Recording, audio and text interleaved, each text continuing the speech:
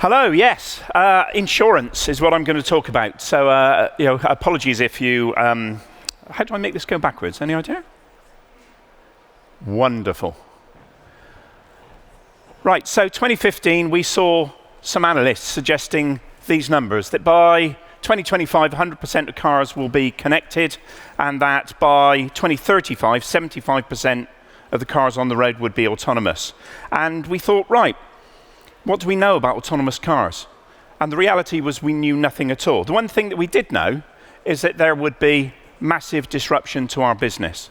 And as the opening slide said, this is a huge business. I think globally, motor insurance premiums are around $880 billion. The US market alone is $250 billion. So that's a lot of money that's going to be massively disrupted. So we thought we should get involved and find out and see what we needed to do in this future space. One of the things that we think might delay getting autonomous vehicles on the road is public trust. And this was a survey done for some motor manufacturers, looking at the proportion of people that aren't convinced that autonomous vehicles are going to be safe. And you'll see there's some quite huge numbers in some very big motor markets where people aren't convinced that these vehicles are going to be safe. But we shouldn't be surprised by that. T, trust, is one of the 4 T's that we talk about in the UK when we're talking about connected and autonomous vehicles. And we see a history of people not trusting new technology. This is a genuine picture. In Nantucket, when motor vehicles were invented, they were banned for a period of about 8 years. So the US mail, when they came to Nantucket, to just be able to deliver the post, they had to turn the engine off and strap a horse to the front of it. Mad, you might think. That was the US, but in the UK, when trains were invented, locomotives, experts said that if the human body traveled at faster than 12 miles an hour, all the air would be sucked out and they would die. So we shouldn't be surprised that there is this lack of trust. The second T that we talk about, I'm not going to spend a lot of time on today, is transport. When you're talking about connected and autonomous vehicles, it's not just the autonomy. We do need to understand their place in the other changes that are going on, mobility as a service and other things. But this slide is basically a car looking for a parking space. What you might not know is that 30% of congestion in cities is caused purely by people looking for a parking space. 30% of congestion. That's shocking. So obviously, if you had an app and it was all integrated, then your autonomous vehicle could go straight to a parking spot. Wouldn't that be wonderful? But if you think that, you're not thinking broadly enough. If it's an autonomous vehicle, why on earth does it need to park itself? It can drop you precisely where you need to go, then it can go off and entertain itself for a couple of hours, do whatever autonomous vehicles like to do. The third T that we talk about is testing. Now, in the past, insurers have very much been focused on the driver. Certainly in the UK, we do lots of actuarial work on behavioural analysis. Now we need to understand the new technology. And technology does vary. Just because there will be an autonomous vehicle doesn't mean to say its performance will be the same as another. For instance, we know that automated emergency braking, the Bosch units fitted to Volkswagen Audi Group, work better at higher speeds, whereas the Volvo units work better at slower speeds. That's the sort of thing that we need to understand. We then go into questions of when will these things happen? And I don't want to get into too much detail, but these are the SAE levels of automation. Level 0, fully manual, through to level 5. Now, people talk about a Tesla being autonomous. It's not. It's about level 2.5. And certainly in the UK, we don't consider vehicles to be autonomous until they get to level 4 and level 5. And that's really important because there is this blurring of distinctions and it causes us concern. When we're talking about responsibility going forward, we expect the vehicle, whether that's the insurance policy for the vehicle or the manufacturer, we expect the vehicle to be responsible when it's in autonomous mode and the driver to be responsible when it's a normal vehicle, maybe with some driver assistance. But what we see is, as I say, a blurring of these distinctions and possibly cars which are only level 2, level 3, being marketed as if they're autonomous. That is worrying and dangerous because, as we're already seeing, seen some previous slides as well, people are misusing these vehicles and there will be deaths. Our biggest fear is that what will happen is there will be a death in a level 2, level 3 vehicle, and the public will decide they don't want autonomous vehicles because they're not safe. My belief is level 4 and level 5 vehicles will be very safe. Data.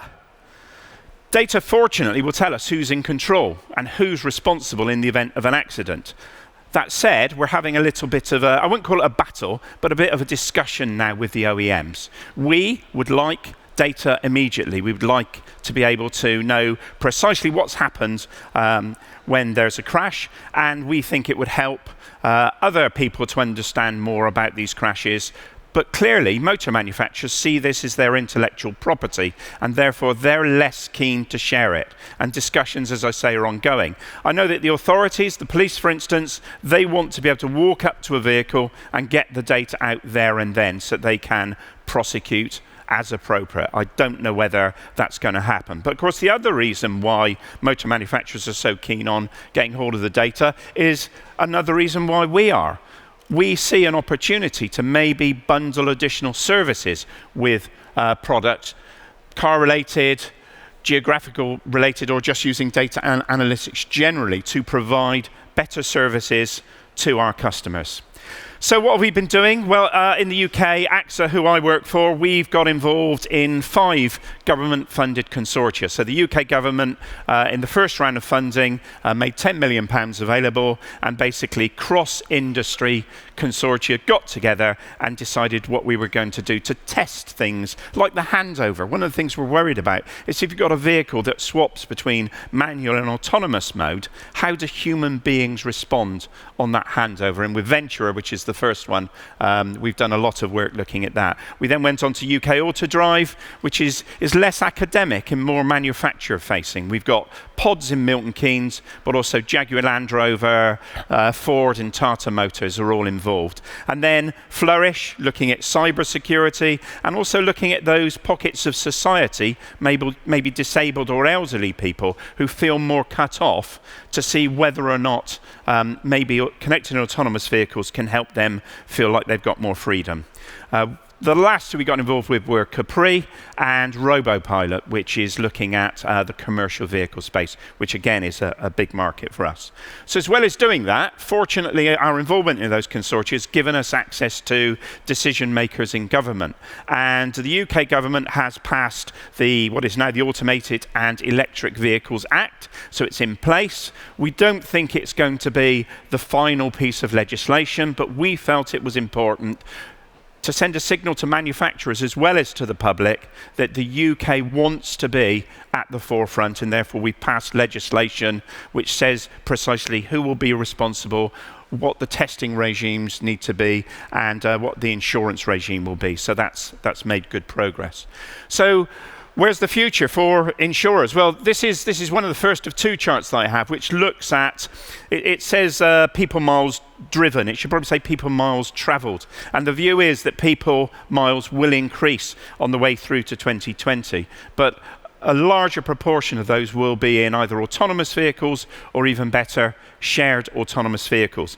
And if you look at the next slide, we've got a more insurance-related thing. That light blue area shows insurance premiums and what we think is going to happen to them. So at the current time, light blue area, there's a big old market. I think this was US market, and that's the amount of conventional insurance premium. By the time we get to 2040, most analysts are saying that premiums would have dropped by at least 60%. So we need to do something about it. Now, we've already today heard the Blockbuster and Kodak moments. So do we want to be the people that are sitting there and protesting about it? Do we want to stick our heads in the sand?